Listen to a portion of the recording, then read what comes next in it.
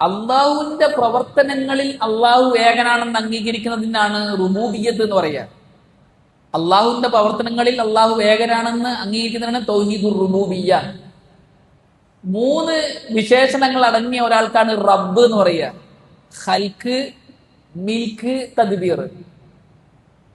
ആരാണോ ഖാലിക്ക്, ആരാണോ മാലിക്ക്, ആരാണോ മുദബ്ബിർ, സ്രഷ്ടാവ്, ഉടമസ്ഥൻ, നിയന്ത്രിക്കുന്നവൻ, ഈ 3 അധികാരം ആരിൽ സംക്ഷിപ്തമാണോ അവന് പറയുന്ന ഒറ്റ വേർഡാണ് റബ്ബ്.